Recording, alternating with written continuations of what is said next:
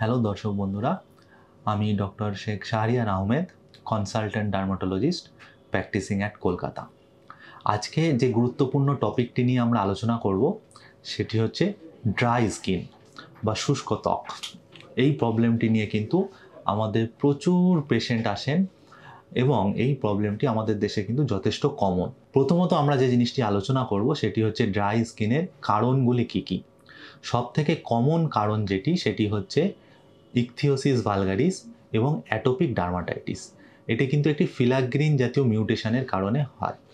এরপরে অন্যান্য কারণগুলোর মধ্যে প্রথমত আসে কিছু কিছু ড্রাগ, যেমন অ্যালোপিউরিনল বা স্ট্যাটিন জাতীয় লিপিড কমানোর যে ওষুধ, সেই জিনিসগুলো, অনেক সময় ব্লাড প্রেশারের ওষুধ যেমন বিটা ব্লকার, বা অনেক সময় আমরা যে লুপ ডায়াবেটিক্সগুলো ব্যবহার করে থাকি সেই সমস্ত ওষুধের ক্ষেত্রেও হতে পারে। 3 নম্বরে অনেক সময় বিভিন্ন ধরনের স্কিন ক্যান্সার বা শরীরের ব্লাড ক্যান্সার বা আভ্যন্তরীণ কোনো ক্যান্সার, যেমন লিম্ফোমা, লিউকেমিয়া বা বিভিন্ন ধরনের লাং ক্যান্সার বা রেনাল ক্যান্সারেও কিন্তু হতে পারে। অনেক সময় পেশেন্ট যারা ডায়ালিসিসের পেশেন্ট থাকে বা রেনাল ফেলিওরের পেশেন্ট থাকে তাদের ক্ষেত্রেও কিন্তু ড্রাই স্কিনের হতে পারে। ড্রাই স্কিনের কিছু হরমোনাল কজও আছে, যেমন ডায়াবেটিস এবং হাইপোথাইরয়েড। হাইপোথাইরয়েড কিন্তু মেয়েদের ড্রাই স্কিনে আমাদের দেশে খুব কমন একটি কজ। এছাড়া বার্ধক্যের কারণে যদি আমরা বলি, অনেক সময় মানুষ যত বয়স বৃদ্ধি পায় তার কিন্তু জল ধারণ ক্ষমতা স্কিনের আস্তে আস্তে কমতে থাকে।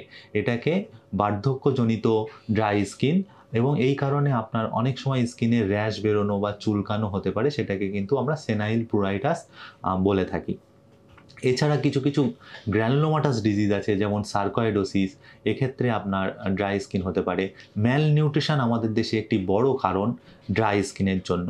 যদি আপনার প্রোটিন ডেফিসিয়েন্সি থাকে বা বিশেষ করে লিপিড ডেফিসিয়েন্সি থাকে, সেক্ষেত্রে কিন্তু হতে পারে। কিছু কিছু ইনফেকশান, যেমন হচ্ছে লেপ্রোসি বা আপনার এইডস, এই সমস্ত ক্ষেত্রে কিন্তু ড্রাই স্কিন হতে পারে। এছাড়া পোস্ট মেনোপজাল উইমেনদের ক্ষেত্রে কিন্তু ড্রাই স্কিন হতে পারে। জেনারেলি ওয়েদারের জন্য, যেমন উইন্টারে আপনাদের ড্রাই স্কিন সবারই হয়।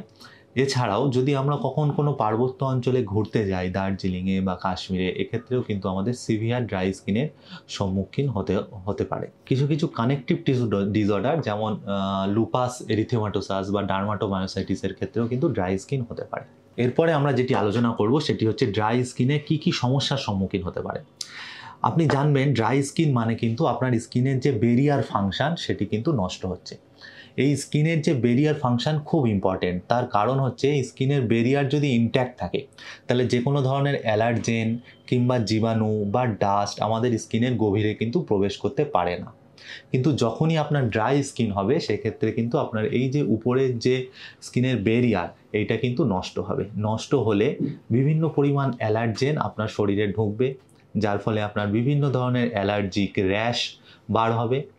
এছাড়া আপনার বিভিন্ন ধরনের জীবাণু ঢুকতে পারে, যার ফলে বিভিন্ন ধরনের ইনফেকশান, স্টাফাইলোকক্কাল বা স্ট্রেপ্টোকক্কাল ইনফেকশান হতে পারে। এছাড়া আপনার স্কিনটি ধীরে ধীরে রুক্ষ সূক্ষ্ম ডাল হয়ে যাবে, একটা বয়সের ছাপ পড়বে স্কিনে, কিন্তু কিছু কিছু জায়গায় আপনার পিগমেন্টেশনও আসতে পারে এবং কিছু কিছু জায়গায় কিন্তু রিঙ্কেলসও আসতে পারে।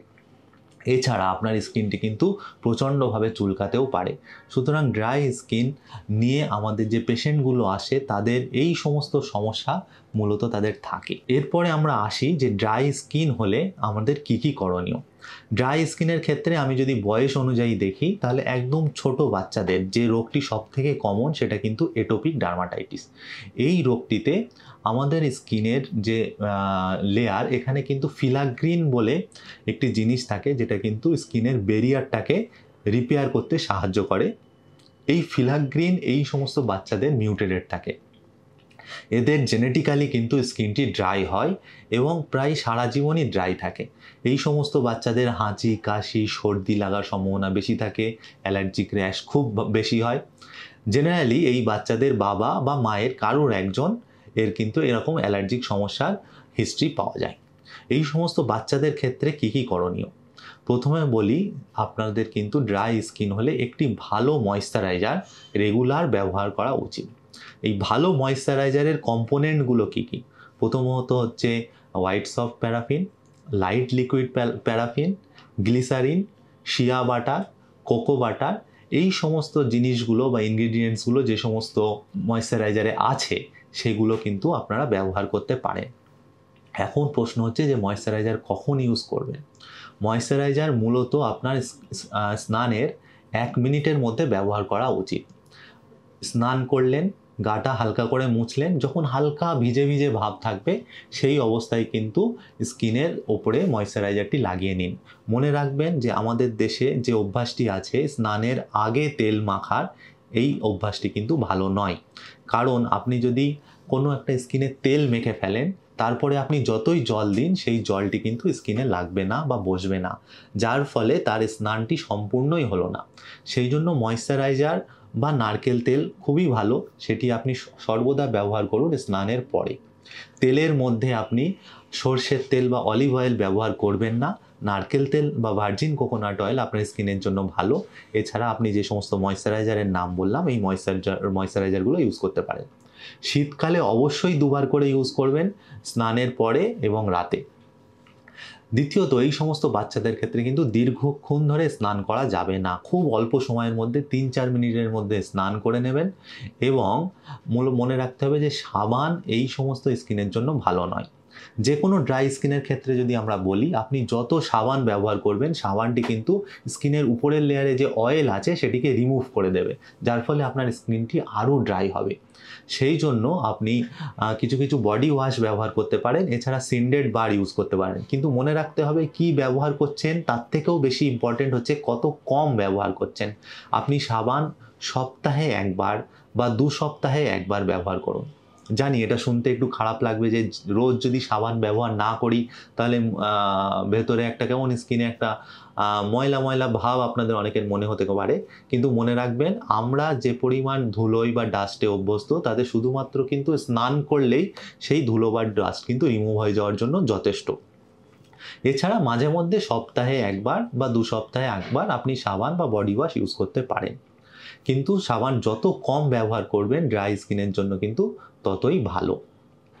এছাড়া এই সমস্ত বাচ্চাদের কিন্তু খুব বেশি গরম জলে বা খুব বেশি ঠান্ডা জল ব্যবহার করবেন না। লিউ কম ওয়াটার এদের জন্য সবথেকে ভালো। এই সমস্ত বাচ্চাদের কিন্তু খুব বেশি ধুলো বালিতে না যাওয়াই ভালো। এছাড়া মশা মাছি পোকামাকড় থেকে এদেরকে দূরে রাখতে হবে। মূলত সবসময় আপনি যখন দিনে বা রাতে যখনই ঘুমাবেন এদের কিন্তু মশারির মধ্যে রাখার ব্যবস্থা করতে হবে। এদের জন্য কিন্তু কটনের জামা মাস্ট। যে কোনো অন্য জামা, উলের জামা এদের স্কিনকে ইরিটেট করতে পারে এবং যার জন্য এদের এক্সিমা বা অ্যালার্জিক রিয়াকশান এগুলো থেকে কিন্তু হতে পারে। এরপরে একটি জিনিস নিয়ে আলোচনা করি, সেটা হচ্ছে যাদের খুব ড্রাই স্কিন তারা কি কি জিনিস অ্যাভয়েড করবেন মূলত ফেশিয়াল স্কিনের ক্ষেত্রে। প্রথমত মনে রাখবেন যে খুব বেশি ফেস ওয়াশ এদের জন্য করা উচিত নয়। যদি ইউজ করতেই হয় একটা অয়েল ফ্রি ক্লিনজার ব্যবহার করতে পারেন, তবুও দিনে 2 বার বা 3 বার নয়, দিনে মাত্র 1 বার করে। দিনে 1 বার করেও যদি আপনার মুখটি বেশি ড্রাই লাগে সেক্ষেত্রে কিন্তু আপনি 2 দিন 3 দিন ছাড়া ছাড়া ফেস ওয়াশ বা ক্লিনজার ইউজ করবেন। মুখটা বা বডি কখনো স্ক্রাব করবেন না জোরে। এই স্ক্রাব করলে আপনার স্কিনের উপরের লেয়ারের অয়েল কমে যায়, ফলে স্কিনটি কিন্তু আরও বেশি ড্রাই হতে পারে। মুখটি বারবার ধোবেন না, যে প্রত্যেকবার বাইরে গেলাম বা দিনে 3 বার 4 বার করে মুখটা ধুচ্ছি, এই অভ্যাসটি ড্রাই স্কিনের জন্য ভালো না। এক্ষেত্রে আপনি দিনে 1 বার বা 2 বারই মুখটা ধুন। এরপরে মনে রাখতে হবে যে এই সমস্ত স্কিনে যে সমস্ত সিরামগুলো ঠিক নয়, যেমন স্যালিসাইলিক অ্যাসিড সিরাম বা আপনার glycolic acid serum, azelaic acid serum বা রেটিনল এদের শ্যুট নাও করতে পারে। এই সমস্ত স্কিনে হায়ালুরোনিক অ্যাসিড সিরাম বা ল্যাকটিক অ্যাসিড সিরাম ভালো। এই সমস্ত স্কিনের ক্ষেত্রে খুব দরকার হচ্ছে ময়েশ্চারাইজার। আপনি দিনে 2 বার 3 বার 4 বার ময়েশ্চারাইজার ইউজ করুন। যে কোনো সিরাম ব্যবহারের আগে ময়েশ্চারাইজার ইউজ করুন। সানস্ক্রিনের সাথে ময়েশ্চারাইজার ইউজ করুন। যত হাইড্রেটেড রাখবেন স্কিনটা কিন্তু তত ভালো থাকবে। ওল্ড এজে কিন্তু ড্রাই স্কিন একটি খুব কমন সমস্যা। তার কারণ আমাদের শরীরে স্কিনে যে হাইলুরোনিক অ্যাসিড থাকে, যেটি জল ধারণ করতে পারে, সেটি কিন্তু বয়সের সাথে সাথে কমতে থাকে, যার ফলে আপনার যত এজেড পেশেন্ট হবে তার কিন্তু স্কিনে জল ধারণ ক্ষমতা কম থাকবে, সেই জন্য তাদের স্কিনটি খুবই ড্রাই, রুক্ষ, সূক্ষ্ম হয়ে যাবে। এক্ষেত্রে কয়েকটি জিনিস মেনে চলা দরকার। এক হচ্ছে যে তিনি স্নানের পরে সঙ্গে সঙ্গে, যেমন বললাম, ময়েশ্চারাইজার ইউজ করা কিন্তু খুব জরুরি। তারও কিন্তু সাবানের ব্যবহার কমাতে হবে, স্ক্রাব ব্যবহারের কমাতে হবে এবং ঘন ঘন স্নান করার অভ্যাসও কিন্তু কমাতে হবে। বার্ধক্যজনিত কারণে দুটি আরও সমস্যা দেখা দেয়। প্রথমত হচ্ছে ম্যাল নিউট্রিশন। শরীরে যদি লিপিডের পরিমাণ কমে যায় আস্তে আস্তে এবং প্রোটিনের পরিমাণ কমে যায়, তাহলে কিন্তু আপনার শরীরে আপনার স্কিনটি ড্রাই হবে। এক্ষেত্রে নিউট্রিশনের দিকে নজর দেওয়া খুবই জরুরি। এছাড়া অনেক বয়স্ক পেশেন্ট কিন্তু ডায়ালিসিসের মধ্যে যান এবং কিডনি ফেলিওর থাকে বা ক্রনিক কিডনি ডিজিজ থাকে, তাদের ক্ষেত্রে কিন্তু সঠিক চিকিৎসা নেওয়া খুবই জরুরি। বয়স্ক মানুষরা অনেক সময় ওষুধ নিতে হয় তাদের কোলেস্টেরল কমানোর জন্য, যেমন স্ট্যাটিন গ্রুপের ওষুধ। এই ওষুধটি কিন্তু স্কিন ড্রাই করে। বহু পেশেন্ট আমাদের কাছে আসে, বয়স্ক পেশেন্ট, স্কিনে প্রচণ্ড চুলকাচ্ছে, আমরা তাদেরকে জিজ্ঞেস করি যে কোনো ওষুধ খান কি না, তো তাদের মধ্যে এই স্ট্যাটিন জাতীয় ওষুধ কিন্তু খুব কমন। এছাড়া যারা বিটা ব্লকার খান বা ব্লাড প্রেশার কমানোর জন্য যারা ডায়োটিক্স ব্যবহার করেন, তাদেরও কিন্তু স্কিন খুব ড্রাই হয়। অনেক সময় বাতের জন্য যারা অ্যালোপিরিনল জাতীয় ওষুধ খান, তাদের স্কিনটিও কিন্তু ড্রাই হতে পারে। সেই জন্য বয়সকালে পেশেন্টের যদি কোনো র্যাশ নেই কিন্তু গা প্রচণ্ড চুলকাচ্ছে, এই ধরনের পেশেন্টের ক্ষেত্রে কিন্তু এই সমস্ত ওষুধ তারা খাচ্ছেন কিনা সেটা দেখে নেওয়াটা খুবই জরুরি। পোস্ট মেনোপজাল ফিমেলদের ক্ষেত্রে কিন্তু অনেক সময় তাদের হরমোনাল কিছু ইমব্যালেন্স থাকে, যার ফলে কিন্তু শরীরটি প্রচণ্ড ড্রাই, রুক্ষ এবং অনেক সময় শরীরটা গরম হয়ে যেতে পারে। এইটি যদি আপনাদের হয়, সেক্ষেত্রে কিন্তু গাইনোকোলজিস্টের পরামর্শ নেবেন, কারণ এক্ষেত্রে কিন্তু আপনি এটি ট্রিটমেন্ট দরকার, তা না হলে কিন্তু স্কিনের ক্ষতি হতে পারে। এবং শেষ যেটি সম্পর্কে আমরা বলবো সেটা হচ্ছে হাইপোথাইরয়েড এবং ডায়াবেটিস। যারা দীর্ঘদিন থাইরয়েডের ওষুধ খান বা দীর্ঘদিন ডায়াবেটিসের রুগী, তাদের কিন্তু ক্রমাগত স্কিনটি ড্রাই হতে পারে। কিছু কিছু রোগ আছে, যেমন লেপ্রোসি বা এডস বা যে সমস্ত লিম্ফোমা বা লিউকেমিয়া বা ব্লাড ক্যান্সারের কথা আমরা বললাম, এই সমস্ত জিনিসগুলো আমরা খুব কম পাই। সুতরাং এগুলোকে নিয়ে বেশি চিন্তা করবেন না যে আপনার স্কিন ড্রাই হচ্ছে বা চুলকাচ্ছে মানেই আপনার এত বড় বড় কিছু রোগ হয়ে গেছে। যদি আপনার স্কিনটি প্রচণ্ড ইরিটেট করে বা চুলকায়, আপনি অবশ্যই কোনো ডার্মাটোলজিস্টের পরামর্শ নিতে পারেন। তাছাড়া আমি যেগুলো বলে দিলাম সেগুলো মাথায় রাখবেন। ময়েশ্চারাইজার করাটা কিন্তু খুব জরুরি এবং তার সাথে সাথে প্রপার হেলদি ডায়েট, নিউট্রিশন এবং জল অনেক বেশি পরিমাণে খাওয়া, এটা কিন্তু ড্রাই স্কিনের জন্য খুবই জরুরি। Thank you.